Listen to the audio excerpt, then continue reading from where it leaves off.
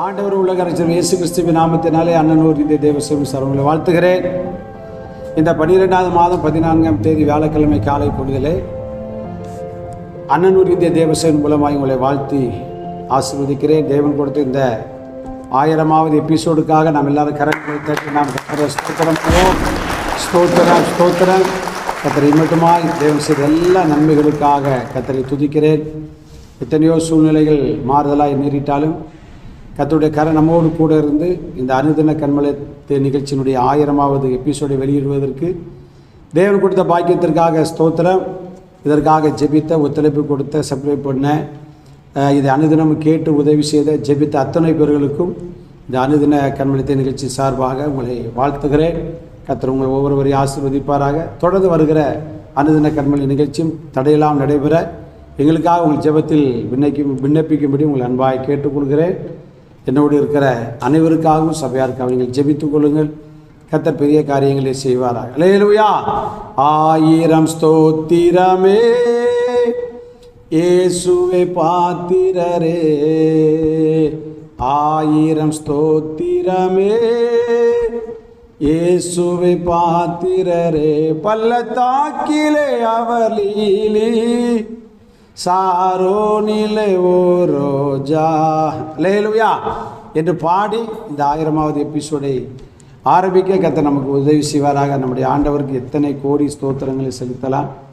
அவர் செய்த நன்மைகள் நமக்கு ஏராளம்.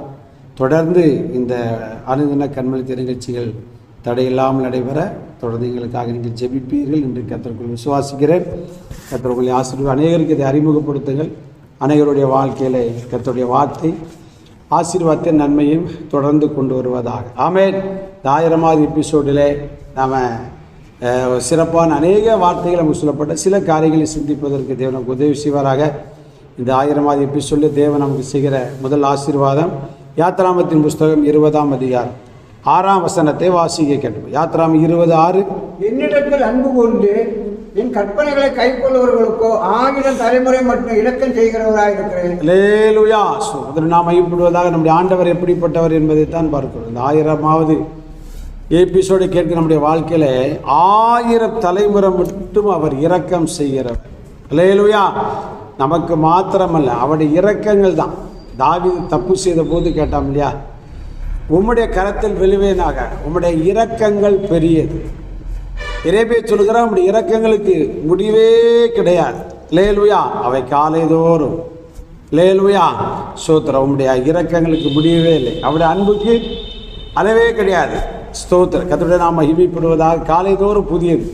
அதனால் 1000 தலைமுறை மட்டும் நமக்கு, நம்முடைய குடும்பத்திற்கு இரக்கம் காண்பிக்கிற மாத்திரமல்ல, 1000 தலைமுறை ஒருவேளை ஆண்டவருடைய வருகை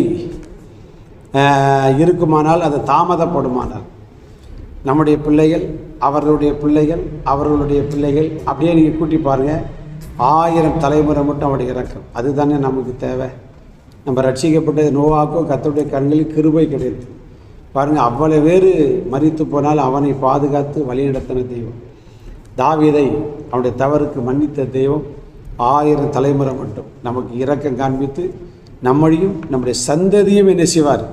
நிச்சயம் ஆசீர்வதிப்பார். இரண்டாவதாக யாத்திரை 34ஆம் அதிகாரம் 7ஆம் வசனம் 34:7.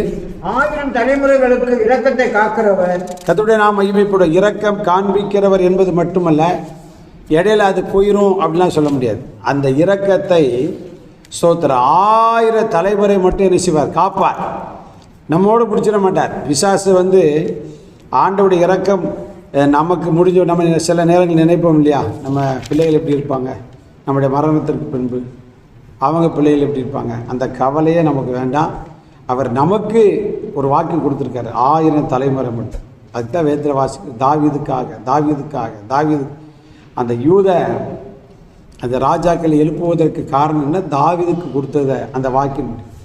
நம்மை காக்கிற தேவன், நமக்கு இரக்கம் பாராட்டுகிறவர் 1000 தலைமுறை மட்டும் நம்முடைய சந்ததிகளுக்கு அந்த இரக்கத்தை பாதுகாத்து நிச்சயம் அவர் காண்பிப்பார். ஒரு ஆமீன் சொல்லுங்களா? அல்லேலூயா. வாக்கு சொல்லிட்டு போறவர் அல்ல, அந்த இரக்கத்தை அவர் 1000 தலைமுறை மட்டும் என்ன செய்வார்? காக்கிறவர். ஸ்தோத்திரம். ஆமென். அது நமக்கு போதும். நம்முடைய சந்ததிகளை பாதுகாப்பார். மூன்றாவதாக என்னா புஸ்தகம் 10ஆம் அதிகாரம் 36ஆம் வசனத்தை வாசிக்க கேட்போம். அது தங்கும் போது கர்த்தாவே அநேக ஆயிரங்களவராகிய இஸ்ரவேலிடத்தில் திரும்புவீராக. தேவனுடைய நாமம் மகிமைப்படுவதாக. ஆண்டவர் ஆயிரவர்களாகிய இஸ்ரவேலுக்குள்ளே அவர் எப்படிப்பட்டவராம்? தங்குகிறவர், நம்ம கூடவே இருக்கிறவர், முதல்ல இரக்கம் காண்பிக்கிறவர், அதை காக்கிறவர். மூன்றாவது 1000 தலைவர் நம்ம கூடவே இருப்பார். வேற என்ன வேணும் இந்த உலகத்தில்? கர்த்தர் நம்ம கூட இருந்தால் போதும். எல்லா நன்மைகளும் ஆசீர்வாதங்களும் விடுதலையும் ரட்சிப்பும் மேன்மையை தானாக நம்ம தேடி. கர்த்தர் யோசேப்போடு இருந்தார், கர்த்தர் தாவீதோடு இருந்தார், கர்த்தர் செருபாபேலோடு இருந்தார், கர்த்தர் நெகேமியாவோடு இருந்தார். அப்போ அவர் இருந்தாலே ஆசீர்வாதம் தான். அதனால் நம்முடைய இந்த அனுதின கண்மலைத்த நிகழ்ச்சியிலும் தலைமுறையாக நடக்க கர்த்தர் உதவி செய்தவார். உங்களுடைய வாழ்க்கையிலும் அவர் உங்கள் கூட, உங்கள் பிள்ளைகள் கூட, உங்கள் சந்ததி கூட, உங்கள் வேலையோடு, தொழிலோடு, ஊழியத்தோடு கூட இருந்து நிச்சயமாய் கர்த்தர் ஆசீர்வதிப்பார். அல்லேலூயா. நிறைவாக உபாகம் 1:11 வாசிப்போம். உபாகம் 1:11. நீங்கள் இப்பொழுது இருக்கிறதை பார்க்கலாம் 1000 மடங்கு அதிகமாகும்படி. அல்லேலூயா. இப்பொழுது இருக்கிறதை பார்க்கலாம். இந்த 1000வது எபிசோடைய வாழ்த்துதல் 1000 மடங்கு இப்போ இருக்கிறதை பார்க்கலாம். உங்களுடைய வாழ்க்கையில், குடும்பத்தில், பிள்ளைகளிடத்தில், தொழில், வியாபாரங்கள் எல்லாவற்றையும் 1000 மடங்கு. விசுவாசிகள் மட்டும் ஆமீர் சொல்லுங்க. ஆமீர். கர்த்தர் இந்த வார்த்தையின்படி நம்மை ஆசீர்வதிப்பாராக. நாம் நல்ல பிதாவே, இந்த 1000வது எபிசோடை ஆண்டவரே வெளியிட உதவி செய்து அதற்காக ஸ்தோத்திரம். இந்த வாக்கு தத்தங்களின்படி இரக்கத்தை தந்து அதை காத்து எங்களோடு தங்கியிருந்து எங்களை 1000 மடங்கு நீர் ஆசீர்வதிக்க போகிற அப்படின்னாலே அப்படியே செய்ய போகிற அப்படின்னாலே நன்றி. இயேசு நிமித்த ஜெபங்கிச்சு நல்ல பிதாவே. God bless you. நாளை காலை அனுதின கண்மலைத்த நிகழ்ச்சியிலே சந்திக்க வரைக்கும் தேவ கிருபை நம்மை தாங்கி நடத்துவதாக.